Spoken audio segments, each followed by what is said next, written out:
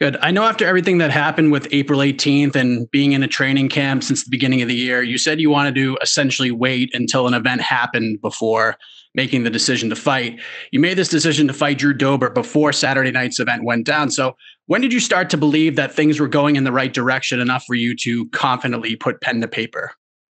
Just when I saw we were linked to Florida, and I knew Florida's batshit crazy, so I figured if it was going to go down anywhere, it's definitely going to happen. This will be your third opponent for this fight. And each provided a different challenge, from Makhachev to Morales, sort of being the undefeated, hungry underdog. What excites you about this fight with Drew, and what challenges do you think this particular matchup brings you? Yeah, at this point, I'm particularly ready just to fight absolutely anybody they put in front of me. I had the Makhachev matchup, and then I almost had a Johnson matchup, and then I had like a 10-second notice on this Marias matchup, and just kind of the chaos that we're in with everything going on. Um, I was happy just to get some kind of action. It feels like I've been in camp for 5 months, and an opponent in Drew Dober is a guy who's confident, coming off some wins. He's going to press the fight forward. I think it's an excellent opportunity for me to exploit him and get some highlights of my own. So I really enjoyed the matchup. It's the first time I've had some significant attribute advantages over someone as well. And then last thing for me, people look at this fight from the outside and they see Drew having an advantage in the stand up and the power department. And yeah, you've had a quick knockout of your own. You've had a couple of grinding decisions, but from the outside looking in, it seems like you're still a bit of a mystery in that octagon, and that you haven't truly defined who you are as a fighter quite yet in the UFC, despite sort of being thrust into a top 15 position. Do you feel like you could present Drew with a lot of problems because of that sort of unknown mystique about you and your abilities that maybe he hasn't seen yet? Absolutely. I don't believe there's a single position that I would be non-problematic for Drew. The stand-up department, I'll piece him apart at a 3-inch range with more technical strikes and um, more variety in attacks, quicker. Believe I'm even stronger, more technical on the ground, on the feet, and there's absolutely no way he was able to prepare for anyone like me. Like you said, I am a mystery, and people count me out a lot for how I was catapulted into the top 10, the top 15 immediately. And I hadn't, it's been a short road for me, and I've been evolving so much every fight and learning so much every fight, and I'm still coming into my own fold. So for someone to believe that they can label me or put me in some kind of a category um, would be a huge detriment, to their own game. So I do know the opponent that I'm fighting in, Drew. I do know what to expect, and then I'm ready for surprises as well. There's absolutely no way that he could have prepared for someone like me. Thanks, Alex. Good luck on Wednesday. Thank you. And next up, we have Danny Segura from MMA Junkie. Danny, please go ahead. Hey, Alex. First of all, you made headlines some weeks ago saying that you might have had COVID, that you weren't sure. I'm curious, did you take the antibodies test that the UFC has been administering? And if so, did you get the results? Yeah, I did take the antibody test. Truthfully, I meant to check in with them on that today. I didn't even. I got in at about 11 o'clock last night. Did the antibody test, and they just gave me a thumbs up. So I'm not sure. I'm not sure what it was as far as the results. Okay. If you do have the Okay. antibodies, it's cool. It's just as long as you don't have active antibodies. Right. Yeah, but what I was getting at is the antibodies usually tells you if you've had it or not. So I was wondering if you cleared that up. No, I didn't even. Ask them. I was trying to get my shit together late night. So I do want to Yeah. check today, though. Thanks for reminding me. Yeah, for sure, no problem. And yeah, like it was mentioned in the previous questions, you've had sort of several switch of opponents. It ended up in Drew Dober. Are you happy with this opponent? Are you happy with the end result that you got here? Yeah, I do like it. Someone earlier alluded to the fact that just being thrust in the top 15. I haven't really had a time to exploit anyone else in the division. A lot of guys get these kind of like bridge builders on the way to the top, and time to really develop themselves and grow. Every opponent I face has been in the top 15 upon the signing of the contract, whether or not they were at the date of the fight. But I think an opponent like Drew Dober is a veteran.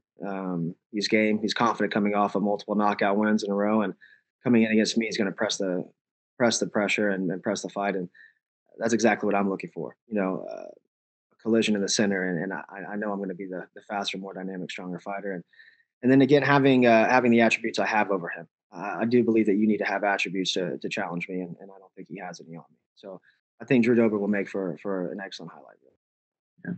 And your original opponent was Islam Makhachev. I think that was a fight that a lot of people were excited for, given that you two are rising contenders, very young in a division. Is that a fight that you would like back at some point in your career? Yeah, sure. Yeah, after this fight, let's run it. I spent a lot of time preparing for him, so I would be happy to get that fight going. And that's another point too. The Islam fight, that could have been a grappling exchange. That could have gone a number of ways. This Dober fight I know will be exciting, and so that's kind of why I'm thrilled to have an opponent in Dober, to have a really exciting bout. The Islam fight, I could see it going a number of ways, but I can also see it, keenly being a chess match. So get this Dober fight, get something explosive, and then yeah, maybe reside at Islam or another top 10. Mm-hmm. Yeah. And just last question, I was wondering if you have any thoughts on Saturday's main event. Justin Gaethje claiming the lightweight title. I mean, it's in your division, a big fight. Any thoughts on that performance and the fight itself? Yeah, he looked incredible. Ferguson's called the boogeyman for a reason. I don't know any human being who takes licks like that and keeps moving forward. It's like his body wants to break composure, but his mind never does. It was extremely impressive. And Gaethje, I called it like three or four, I guess 4 fights ago now. There's kind of a switch that flicked in his game. He's completely developed this level of composure and strategy, and being young in my game and in this organization, that was something that I was looking to do as well. And so I kind of look to emulate Gaethje in some ways like that, in taking a step back, composing myself, and then being strategic in my attacks. And so I thought it was extremely impressive, and it's something that I'm again looking to exploit, come Wednesday as well myself. Thank you, Alex. Good luck. Thanks. And next up, we have Gabriel Gonzalez from Cage Side Press. Go ahead, Gabriel. Hey, Alex, to go back to the, possibly having COVID, after everything that happened with Youre last week, did they just seem to be a little more precautious when you arrived and came in your opinion? No, I was throwing handshakes and Eskimo kisses to everybody, man. It's all fam over here. All right, gotcha. What have the people around you been saying about you taking this fight? Have there been people in your life that are like, Alex, why are you traveling? Or has everyone just more been kind of like all in for you to get back to work and go out and compete? Yeah, I mean, at the height of the pandemic, people were definitely kind of freaking out, and it's kind of chaos in the grocery marts and things like that. But people know me to be dauntless in my work and in my ambition, and I wasn't going to really stop for anybody. I owe it to myself, to my opponents, to my organization, persevere through and perform. I've got a career, to follow and see through. So no, it would have fallen on deaf ears. I hear you. Final question for me. Obviously, with everything going on, the whole fight week and being quarantined in the hotel is very different. Can you just talk about what your plan is for the next 50 or so hours until the fight? Yeah, business as usual. I think this is pretty cool this week. Last night I got in. Normally we're here, I guess, five days early. This time, barely just 3, because we got in later yesterday. But got a run an empty city. It was incredible, just running through city at night, and there's no one out. Having our own private spaces and amenities, and then not even having to really deal with much media shit, just doing this real quick and then being out. So I did a morning shakeout. There's a skylight pool upstairs, and hit that this morning to loosen up. I'm gonna hit another workout, a little simulation after this evening to kind of emulate the fight, and then I'm gonna make weight. And then I'm gonna take care of business. So super in and out. My kind of week. It's pretty simple.